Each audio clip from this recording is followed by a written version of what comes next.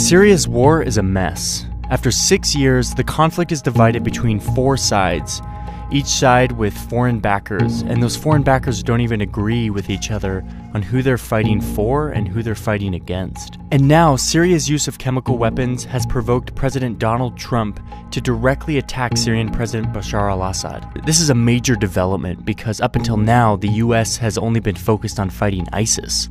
To understand the crisscrossing interventions and battle lines in Syria today and how it got this way, it helps to go back to the beginning of the conflict and watch to see how it unfolded. The first shots in the war were fired in March 2011 by Syrian dictator Bashar al-Assad against peaceful Arab Spring demonstrators.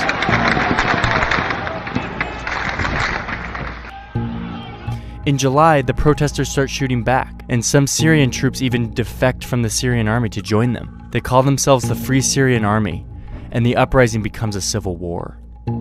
Extremists from around the region and the world start traveling to Syria to join the rebels. Now, Assad actually encourages this by releasing jihadist prisoners to tinge the rebellion with extremism and make it harder for foreign backers to support them. In January 2012, Al-Qaeda forms a new branch in Syria, Jabhat al-Nusra.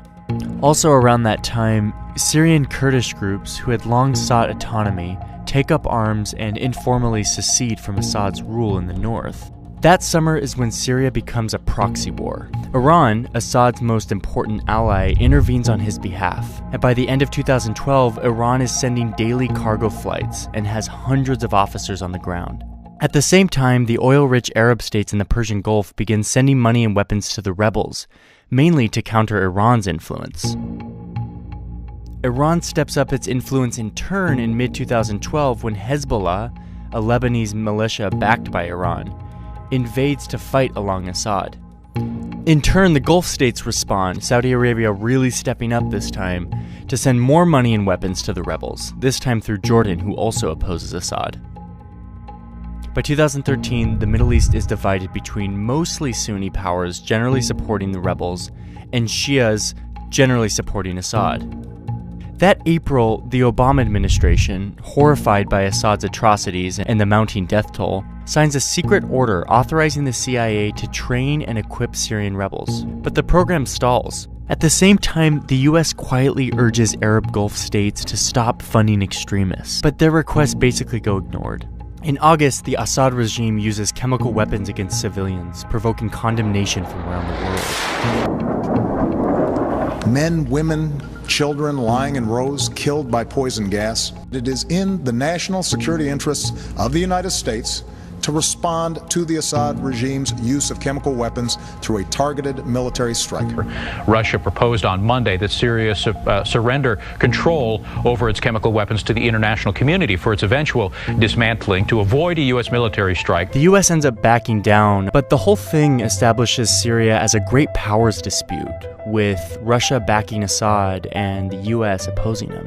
Just weeks later, the first American CIA training and arms reached Syrian rebels. The U.S. is now a participant in the war. In February 2014, something happens that transforms the war. An Al-Qaeda affiliate based mostly in Iraq breaks away from the group over internal disagreements. The group calls itself the Islamic State of Iraq and Syria, or ISIS, and it becomes Al-Qaeda's enemy. ISIS mostly fights not Assad, but other rebels and Kurds, carving out a mini-state it calls its caliphate. That summer, it marches across Iraq, seizing territory and galvanizing the world against it. In September, 1 year after US almost bombed Assad, it begins bombing ISIS. We're moving ahead with our campaign of airstrikes against these terrorists, and we're prepared to take action against ISIL in Syria as well. That summer, in July, the Pentagon launches its own program to train Syrian rebels, but will only train those who will fight ISIS, not Assad. The program fizzles, showing that America now opposes ISIS more than Assad, but that there's also no like-minded Syrian proxy forces on the ground in Syria. In August, Turkey starts bombing Kurdish groups in Iraq and in Turkey, even as these Kurdish groups are fighting ISIS in Syria. But Turkey doesn't bomb ISIS. This gets to one of the big problems in this conflict. The US sees ISIS as its main enemy, but the US's allies like Turkey and a lot of Middle Eastern states have other priorities. This makes for a lot of unclear and confusing alliances. The next month, in September, Russia intervenes on behalf of Assad, sending a few dozen military aircraft to a long-held Russian base in the country. Russia says it's there to bomb ISIS, but in fact only ends up bombing anti-Assad rebels, including some backed by the US. The next year, Donald Trump wins the White House, vowing to stay out of Syria and signaling that Assad should be able to stay in power. At the end of 2016, Assad, helped by Russian air power and Iranian-sponsored militias, retakes the Syrian city of Aleppo, knocking the rebels out of their last remaining urban stronghold.